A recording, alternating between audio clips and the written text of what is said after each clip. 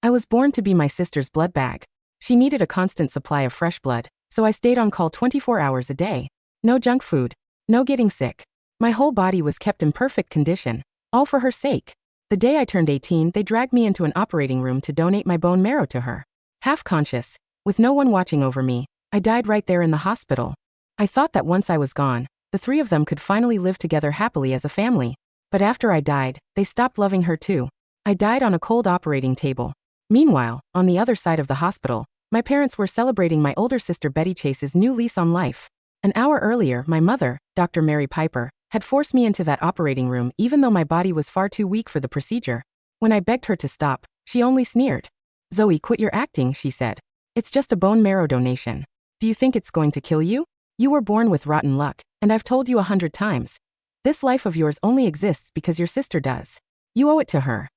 I sobbed until I could barely breathe, my whole body shaking with cold. I'd been my sister's walking blood bag since the day I was born.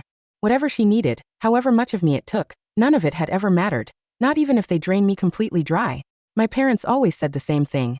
If my sister hadn't gotten sick, I never would have been born at all. She was the reason I existed, so I owed her, and I was supposed to pay that debt back. But who could really accept being born for someone else's sake, and wasn't even allowed to choose their own death? I bit down on my lip and fought against them, my body swaying. Worn thin from years of having my blood drawn. "I want to live, Mom. I just want to live." Staying alive should have been the simplest thing in the world. For me, it was a luxury I couldn't afford. It wasn't that I refused to donate marrow to my sister. It was that my body in its current state wouldn't survive the slightest mistake. Mom's eyes stayed cold as she pushed the anesthesia into my veins, then dragged me onto the operating table like a slab of meat. My mind slipped further into fog with every second, and I trembled with fear. Grief and injustice welled up inside me all at once. I could feel the cold press of her instruments against my hand. Her expression was grave and composed, her hands perfectly steady. She really was the hospital's top surgeon. She couldn't even change her expression for her own daughter. I squeezed my eyes shut against the pain, my heart pounding hard in my chest. But soon enough, that heart would stop being alive at all. In the last second before I lost consciousness, there was no one left beside me. Mom had already taken the marrow and rushed off to her beloved older daughter, leaving me alone on the table. Pain tore through my whole body. I wanted to call for help, wanted to scream for my mother. But nobody came. To save her precious daughter, Mom had taken every last member of the medical staff with her. She didn't even glance back at me. Tears slid down my face as I died slowly, drowning in endless despair. The instant my soul left my body, I clutched at my chest. The pain was suffocating. It took me a long moment to claw my way out of that feeling. I forced out a breath. My own body lay right in front of me, looking wretched, its eyes still open, unwilling to close even in death. My mother's voice drifted in from somewhere nearby, and I floated toward it. She was shouting, thrilled. "It worked. It worked." I didn't know exactly when it had happened, but I guess Betty's surgery must have gone well. As my older sister, she'd never given me anything in return. Meanwhile, I just paid for her with my own life. Mom worked methodically, transfusing my marrow into Betty and monitoring her for complications. Time passed quickly. By evening, Betty was awake. Mom held her close, crying with worry, cursing my name the whole time.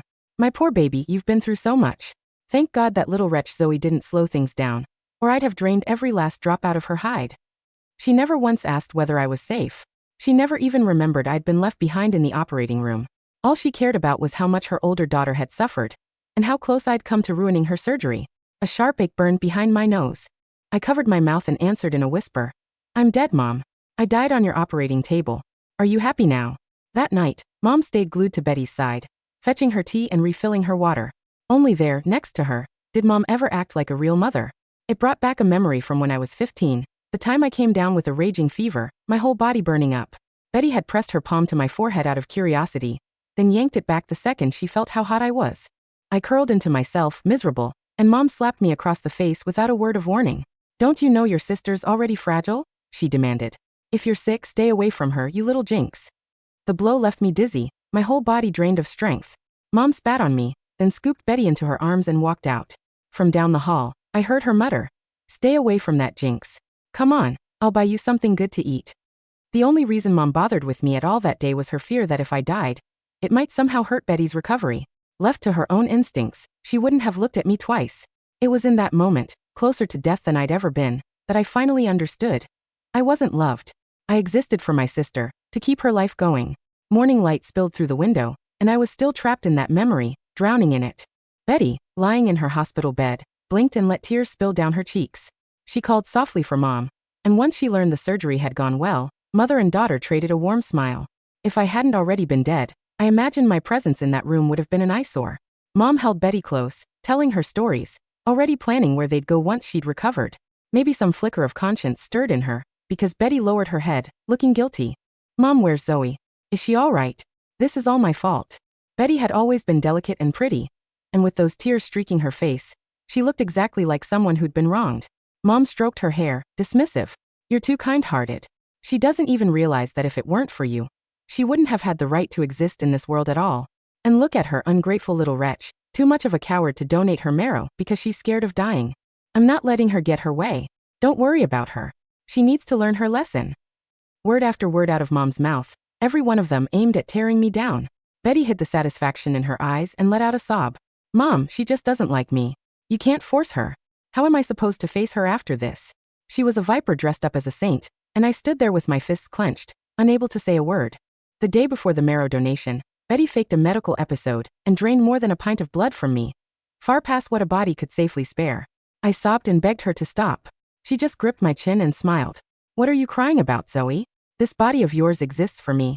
It's only a little blood. What's the harm?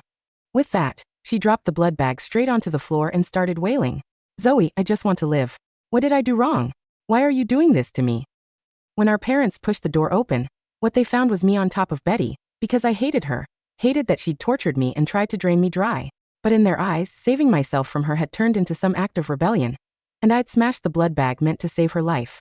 In our house, that counted as an unforgivable sin. Mom, still in her high heels, kicked me again and again until I was barely conscious, then had me dumped at the hospital without a second thought. Later, to finish the marrow transplant as fast as possible, she ignored my injuries completely and dragged me straight to the operating table. That was what killed me. Mom never loved me. She despised me, called me worthless down to the bone. I drifted off to the side, dejected, just as Dad hurried in. He looked frantic, fussing endlessly over Betty. I tried to catch my own name coming out of his mouth, but the three of them just talked and laughed together. Nobody remembered me. A nurse rushed in, her face tight with urgency. Dr. Piper, what should we do with your daughter's body? She looked genuinely panicked, stumbling over her words. Mom didn't so much as flinch. She just waved a hand carelessly. Just wheel her somewhere out of the way. My heart slammed in my chest. I hadn't expected my parents to take my death so calmly. The nurse let out a startled sound, clearly not expecting that answer. Mom shot her a look annoyed. What's with that face? I said put her somewhere out of the way. It's not a big deal. What else is there to do? Mom's expression was so casual it left the nurse walking out in a daze. Dad blinked, startled, and muttered to himself. Did she just say a body? What nonsense are you talking about? She's been spoiled her whole life, given the best of everything. How could she possibly die? That nurse must have misspoken. That little troublemaker, still trying to steal attention at a time like this, dragging us over here. It's disgusting. I stood there numbly, letting out a bitter laugh. The best of everything they gave me was really just force-feeding me bitter tonics and herbal remedies I couldn't stand. There were all kinds of blood-replenishing concoctions too. Even thinking about them now turns my stomach. But in my parents' eyes, that was all for my own good, building up a healthy body. Betty, on the other hand, got to choose whatever she wanted. If she'd asked for the stars themselves, Mom would have found a way to get them for her. I was different. The moment I showed the slightest reluctance, Mom's hand would come flying at my face. She'd accuse me of being ungrateful, of never considering our parents' feelings, of not caring about my sick sister. But who was there to care about me? I was a person too. I could hurt. I could cry. I could bleed. Both my parents agreed the nurse must have misspoken, and no one went to claim my body. Beside them, Betty spoke up, straining to sound earnest. Dad, Mom, you should go check on Zoe. She didn't mean to cause trouble. She's still young. I should have been more patient with her, especially after everything she's given up for me. I can't let her hate me any more than she already does. Her small face had gone pale, tears streaking down it, and Mom immediately pulled her into a tender embrace. If that little wretch gives you any more trouble, I'll beat her within an inch of her life. You're already on the mend, and whether she's around or not makes no difference. You're the only treasure this family needs, understand? She doesn't deserve to make you cry. Dad hovered nearby, stamping his foot in worry. What a touching scene.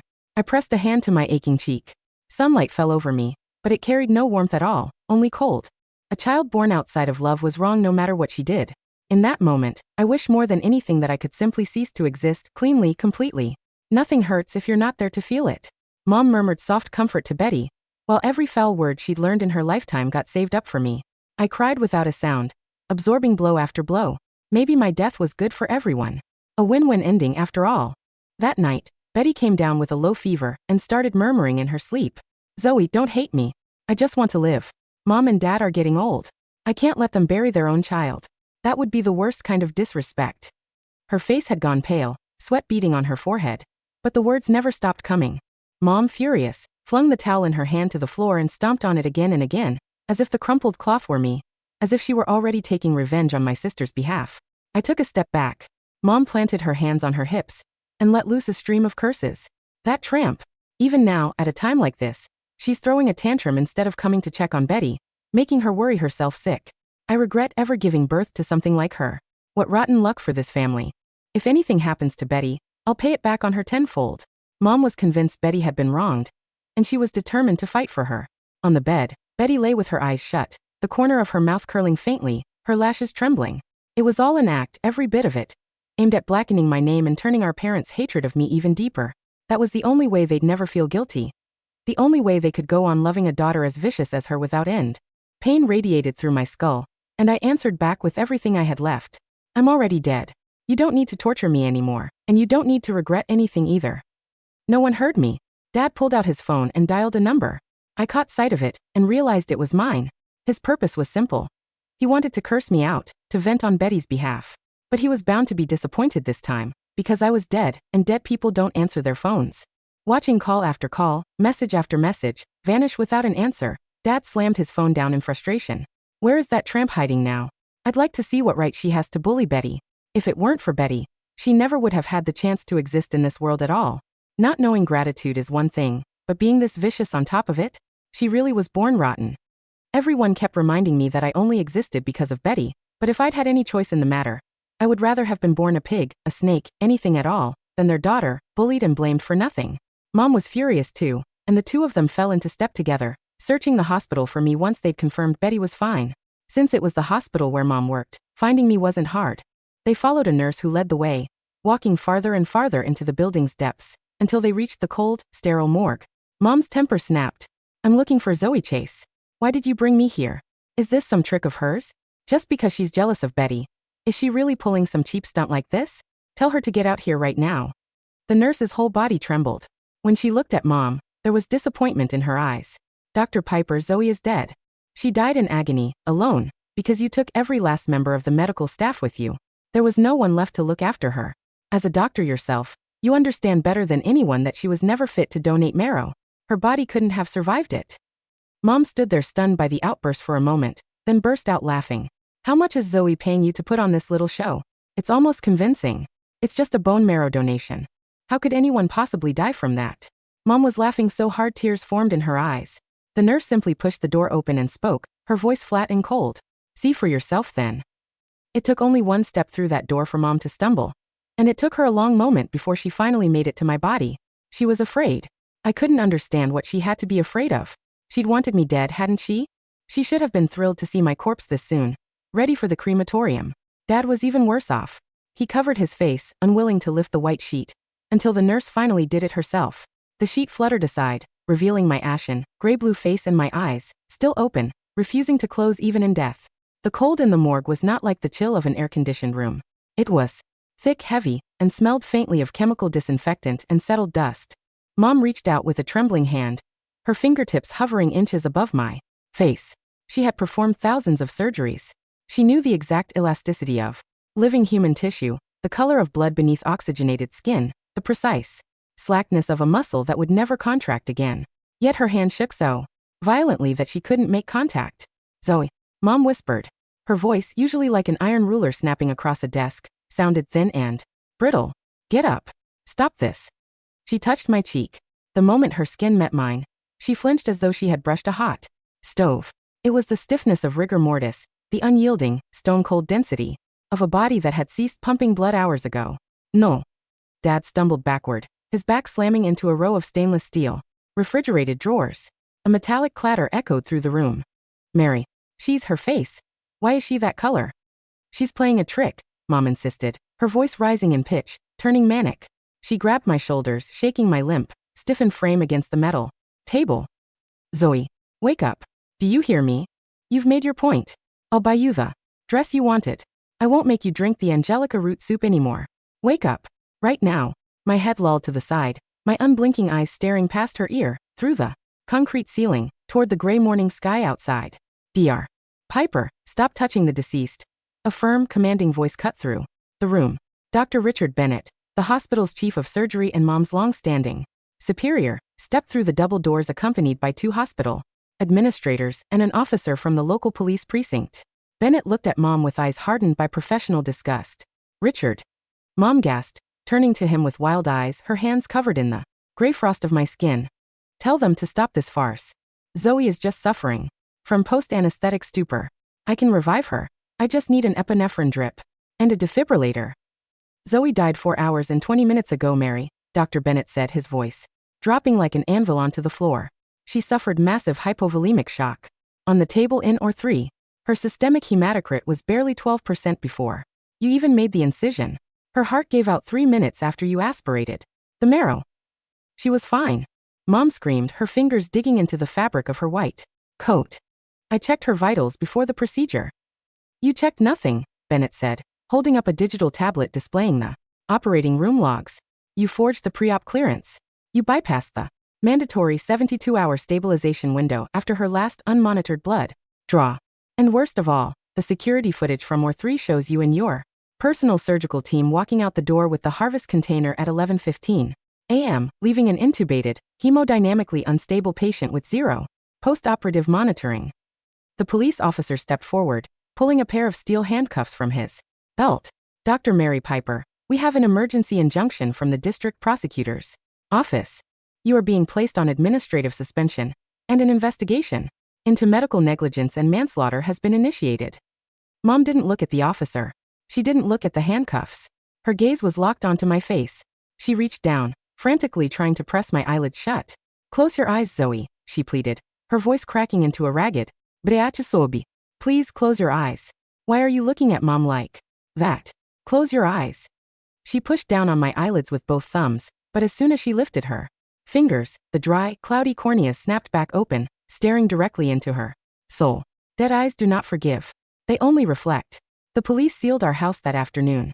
Dad sat on the low brick wall outside the police tape, his head buried in his hands. Every few minutes, he would let out a low, animalistic groan, pulling at his hair until clumps of it came loose in his fingers. We gave her everything, Dad muttered to the empty driveway, over and over like a broken record. We gave her a roof over her head. We fed her the most expensive tonics. We kept her safe. 2 plainclothes detectives walked past him carrying 3 clear plastic evidence boxes from my bedroom. Take a look at this, one detective murmured to the other, holding up a small, dog-eared spiral notebook. I floated beside them, watching as the pages fluttered in the autumn wind. It was my private diary, the one I kept hidden beneath the floorboards under my bed. August 14th. Betty wanted to go to the amusement park tomorrow. She said if she didn't get a fresh half-pint of platelets, she wouldn't have the energy to ride the roller coaster. Mom took 2 bags instead of 1. My vision went black when I stood up. I dropped a glass, and Dad made me kneel on the ceramic shards for half an hour as punishment for being clumsy. October 3rd.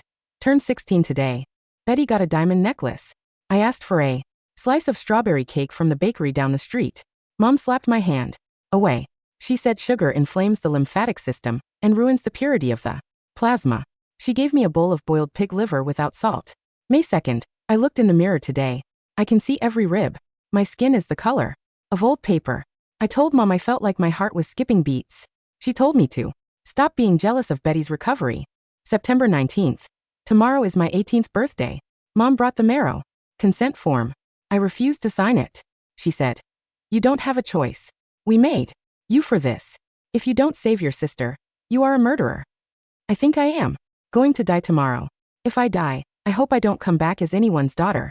The detective closed the notebook, his knuckles white with suppressed rage. 18 years of systematic medical abuse, he said coldly, turning to look at Dad sitting in the dirt. They didn't raise a child. They maintained a private organ farm. Dad looked up, his face pale, his eyes wide and bloodshot. "Officer, that's not true. We loved both our girls. Betty was sick. A mother will do anything for a sick child. And what about the healthy one?" the detective asked, towering over him. What did you do for the one who kept your sick child alive? Dad opened his mouth, but no words came out. He looked toward the second-floor window of our house. For 18 years, Zoe's window was the only one that never had curtains. Mom had removed them so she could check from the driveway if I was asleep on schedule. Now that room was empty. The bed had been stripped to the bare mattress, where a single, dark brown stain near the headboard marked the spot where I had bled through my bandages after a failed needle insertion 3 months ago. Back in the VIP recovery suite on the 6th floor of the hospital, Betty was growing impatient. The intravenous drip containing my marrow had finished hours ago. Her cheeks had regained a faint rosy flush, the stolen warmth of my life circulating through her veins. She pressed the nurse call button repeatedly, the sharp, electronic chime ringing through the hallway like a machine gun. "Where is my mother?" Betty demanded when a young nurse finally hurried into the room. "I asked for fresh orange juice an hour ago. And tell Zoe to come up here and adjust my pillows. The lumbar support on this bed is completely flat." The nurse stood at the foot of the bed, her face expressionless, her arms folded tightly across her chest. "Your mother has been detained by the police, Miss Chase," the nurse said, her voice flat and devoid of the deference Betty was accustomed to. Betty paused, a frown marring her delicate brow. "Detained? For what? What kind of joke is this?" "For the death of your sister, Zoe Chase." Betty blinked. A flicker of genuine surprise crossed her features quickly, followed by an irritated roll of her eyes. "Dead?" Betty let out a scoffing chuckle. "She actually died? What a dramatic little coward. It was just a standard bone marrow extraction. She probably held her breath to scare everyone." The nurse's eyes narrowed into slits of ice. "Your sister died of circulatory collapse because your mother drained her into severe anemia before opening her pelvic bone. Her organs shut down on the table." Betty picked up her crystal hand mirror, checking her reflection, smoothing back a lock of shiny brown hair. "Well, that's unfortunate," Betty said carelessly, inspecting her cuticles. "But honestly, the timing couldn't be better. The marrow is already in my system. It's not like they can take it back out. If she had to die, at least she did her job first." The heavy oak door of the room was pushed open with a slow, agonizing creak. Dad stood in the doorway. He was covered in dirt from the front yard, his tie torn, his face gray and hollowed out like a dried skull. He had been standing outside the door for the last 2 minutes. He had heard every single word. "Betty." Dad rasped, his voice trembling so hard his teeth clicked together. "What? What did you just say?" Betty turned, instantly shifting her expression into one of tearful, fragile innocence. She reached out her hands, her voice trembling with manufactured grief. "Daddy, you're finally here. Did you hear what the nurse said? Zoe, my poor little sister, she's gone. How am I supposed to live with this guilt? I just wanted us all to be a happy family."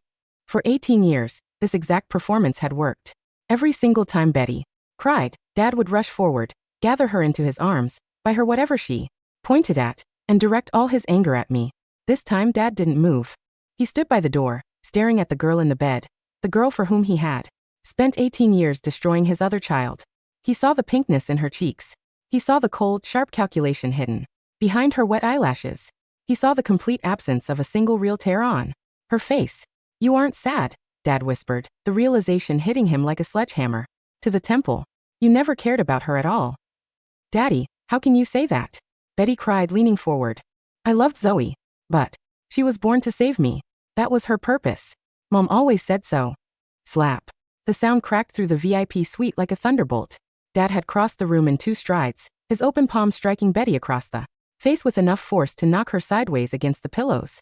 Betty shrieked, clutching her burning cheek, staring at him in utter disbelief. In her entire life, her father had never raised his voice to her, let alone laid a finger on her skin. "Don't speak her name," Dad growled, his eyes bloodshot, veins bulging on his forehead as he towered over her bed.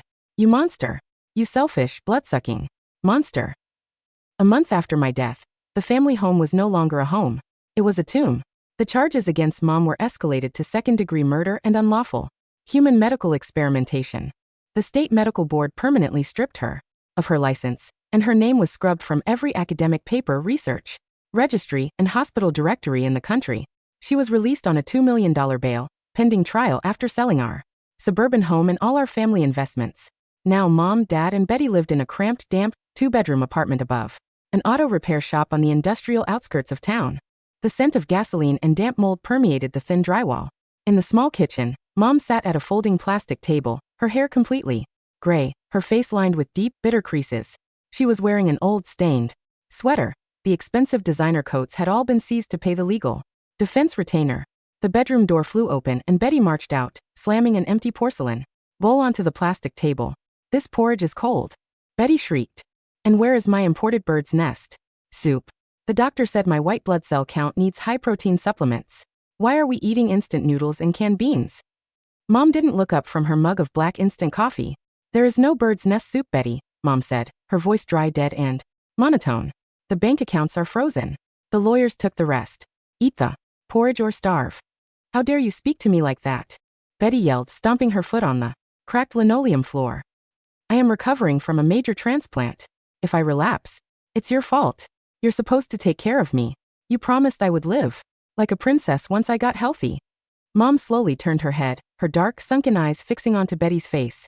For 18 years, Mom had looked at Betty through the lens of frantic, obsessive adoration. But now, looking at her, Mom didn't see a precious daughter. She saw the reason she was facing 25 years in prison.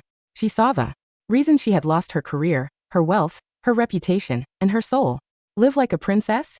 Mom whispered, a terrifying, humorless smirk curling the edges of her cracked lips. With what money, Betty? With what blood? Mom stood up slowly, picking up the dirty bowl from the table. Your sister used to wake up at 5 in the morning to clean this house before school. She cooked every meal. She scrubbed the toilets with her bare hands, while her arms were bruised from needle tracks. Mom took a step toward Betty, her gaze terrifyingly steady. You're 18 now, Betty. Your marrow is healthy. Your blood is full. The doctors at the public clinic said your graft has taken 100%. Mom shoved the greasy plastic sponge into Betty's hand. The dishes are in the sink. The laundry is in the bucket. Go wash them. Betty dropped the sponge as if it were a venomous spider, backing away in horror. Are you insane? I have delicate skin. I've never touched a sponge in my life. Dad, look at her. Tell her. Dad stepped out of the bathroom, holding an empty bottle of cheap gin. He looked at Betty, his eyes dull, completely empty of affection. Wash the dishes, Betty, Dad muttered, turning his back on her and slumping onto the stained sofa. If you don't work, we don't eat. Betty stood in the middle of the dark, filthy kitchen, clutching her chest, waiting for someone to run to her with an oxygen mask, with warm towels, with words of sweet comfort. Nobody moved. The faucet dripped into the stained sink with a cold, rhythmic tick. Drip, drip, drip. The psychological rot of the Chase family accelerated with every passing week. Without me to serve as the silent, suffering cushion that absorbed all their domestic friction, the three of them turned on each other with the ferocity of starved dogs locked in a cage. Every time Betty coughed, Dad didn't ask if she needed medicine. He slammed his fist on the table and yelled at her to shut up because her coughing gave him a migraine. Every time Mom received a legal summons in the mail, she would walk into Betty's room, rip the blankets off the bed, and scream at her for an hour, detailing every dollar spent on her childhood hospitalizations. $3 million. Mom would shriek, pulling at her own gray hair. I spent $3 million keeping your worthless heart beating. And what did you give me? A prison cell. You gave me a prison cell. You chose to do it. Betty would scream back, throwing pillows at her mother. You wanted to play the great savior doctor. You're the one who killed Zoe, not me. You're a murderer. I killed her for you. I never asked you to kill her. You could have just taken her blood. Why did you have to take her marrow all at once? If she were still alive, we'd still have our house. We'd still have her to clean and cook. You're an incompetent doctor. Smash. Mom hurled a glass vase at Betty's head. It missed by inches, shattering against the wall, showering Betty's bed with jagged glass shards. Betty huddled in the corner of her mattress, bleeding from a tiny cut on her arm, screaming in terror. I hovered near the ceiling, watching the scene unfold. There was no satisfaction in my heart, only a vast, quiet awe at how fragile their love had truly been. Their love for Betty was never real. It was an idol they had built to justify their own cruelty. They had needed Betty to be a sacred, untouchable victim so they could feel like righteous, sacrificing parents while treating me like cattle. Once the victim had no more blood to consume, the illusion shattered. They didn't love Betty. They loved the power of having a living sacrifice on a leash. And now that the sacrifice was dead, the high priest and the idol were devouring each other alive. Chapter 10. 6 months after the surgery, Betty's body began to betray her. It wasn't a return of her original aplastic anemia. It was something far more insidious. Chronic graft-versus-host disease, GVHD. Because my body had been in a state of extreme, chronic physiological trauma, flooded with cortisol, adrenaline, and metabolic toxins from years of severe starvation and physical abuse, The marrow harvested during my dying moments carried those deep, cellular scars into Betty's lymphatic system. The donated immune cells began to recognize Betty's tissues as foreign invaders. Her skin erupted in painful, weeping red lesions. Her liver enzymes spiked into critical ranges. Her joints swelled until she could barely walk to the bathroom without screaming in agony. In the crowded waiting room of the public charity hospital, the only clinic that would accept their subsidized welfare insurance, Mom sat with Betty's lab reports in her lap. A young resident physician walked over, looking at Mom with cold, clinical detachment. The systemic graft reaction is aggressive, the doctor said. She requires high-dose immunosuppressive biologic therapy. Each injection is $12,000. The public assistance plan does not cover it. Betty, sitting in a broken wheelchair, covered in scabs, grabbed Mom's sleeve with trembling, claw-like fingers. "Mom, please," Betty wept, real tears of agony finally streaming down her ruined face. "It hurts. My whole body feels like it's on fire. Buy the medicine, Mom. Please sell whatever you have left." Mom looked down at Betty's scabby, weeping hand on her sleeve. She didn't reach out to soothe her. She didn't wipe her tears. With a slow, deliberate movement, Mom peeled Betty's fingers off her coat one by one, letting them drop back onto the metal armrest of the wheelchair. "I have nothing left to sell, Betty," Mom said, her voice flat, cold, and hollow. "Then take a loan." Betty screamed, her voice cracking. "You're a doctor. You know people." "I am a convicted felon whose criminal trial begins next Tuesday," Mom replied, standing up. "I am nobody. And you are just a bottomless pit that swallowed my entire life." Mom turned on her heel and walked out of the clinic lobby, leaving Betty screaming in her wheelchair amidst the crowd of staring patients. The trial of Dr. Mary Piper lasted 3 days. The courtroom was packed with reporters, medical ethics professors, and former patients. On the final afternoon, the prosecutor played a piece of audio retrieved from my old phone, a recording I had accidentally made 3 days before my death when I sat beneath the dining table while Mom and Betty were talking in the kitchen. My voice came through the courtroom speakers, small, polite, and terrified. "Mom, my test results from the clinic came back. The doctor said my hemoglobin is 6.2. He said if I have another major procedure without a transfusion, my heart might stop." Then Mom's voice, crisp, sharp, and dripping with venom. "Shut up about your clinic tests. You were born for your sister. If Betty needs your marrow on Friday, you'll be on that table on Friday. Even if you only have one breath left, that breath belongs to Betty." Then Betty's sweet, melodic laugh in the background. "Don't worry, Zoe. Once I'm better, I'll let you come to my graduation party. You can hold my coat." When the audio ended, there was absolute silence in the courtroom. The jury returned their verdict in under 45 minutes. On the charge of second-degree murder, guilty. On the charge of aggravated child abuse and torture, guilty. On the charge of fraudulent medical documentation, guilty. The judge looked down from the bench with unyielding disgust. "Mary Piper, you violated the most sacred oath of medicine and the most fundamental instinct of parenthood. You reduced a human life, your own flesh and blood, to a biological commodity. You are sentenced to 28 years at the Northern Maximum Security Correctional Facility, without possibility of parole." As the bailiffs clicked the heavy steel shackles onto Mom's wrists, she did not look at the cameras, nor at her defense lawyers. She turned around, looking frantically into the empty spectator gallery. "Zoe," Mom whispered, her voice bouncing against the wood-paneled walls. "Zoe, where are you? Mom knows you're here. Mom is sorry." "Zoe." I stood in the aisle, bathed in the pale sunlight filtering through the high courthouse windows. I looked at her. I didn't smile. I didn't cry. I simply watched as the guards hauled her through the iron security door, her desperate, weeping pleas fading into the cold concrete bowels of the courthouse. 2 years later, in a small, overgrown cemetery on the outskirts of the county, there was a simple, flat granite headstone purchased by the hospital's nursing union. "Zoe Chase, born to give. Rest in peace." The autumn grass around the stone was green and fresh, dusted with fallen red maple leaves.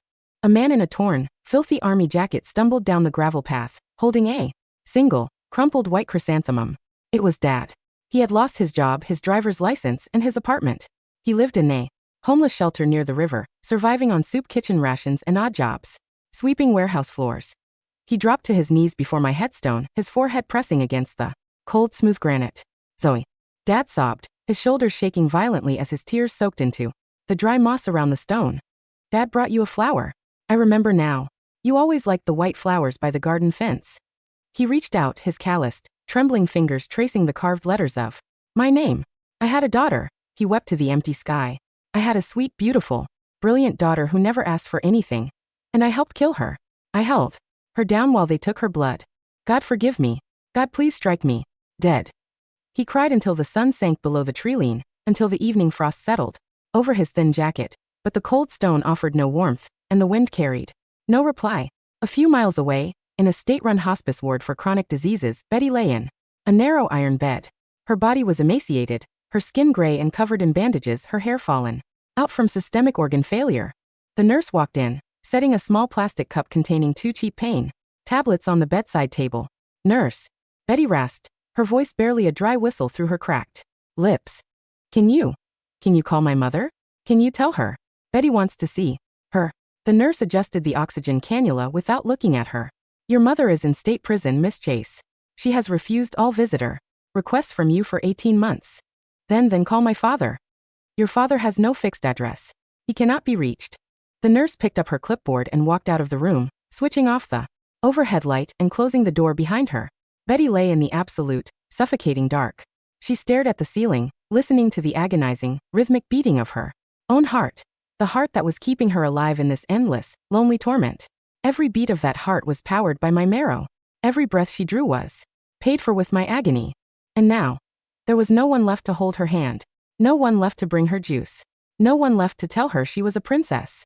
She was alone in the dark, trapped inside the body she had murdered her sister to keep. Far above the gray walls of the prison, far above the dark room of the hospice, and far above the quiet cemetery, the sky opened up into a breathtaking, infinite expanse of golden sunlight. I stood on the crest of a rolling green hill where the wind blew warm, sweet, and pure, carrying the scent of wild jasmine and blooming clover. My skin was smooth, pale, and glowing with an unblemished, ethereal light. There were no needle scars on my inner elbows. There was no deep, aching bruise on my hip bone. There was no hunger gnawing at my ribs, and no cold shadow looming over my head. I raised both hands to the sky. The sunlight filtered through my fingers, warm and real, sinking deep into my spirit, filling every hollow place with light. I took a slow, deep, boundless breath of the clean heavenly air. I was no longer anyone's walking blood bag. I was no longer a debt to be collected. I was no longer a shadow born to keep another person warm. I was Zoe, whole, untainted, and entirely my own. I turned my back on the earth below, looked toward the infinite, radiant horizon ahead, and stepped forward into the dawn.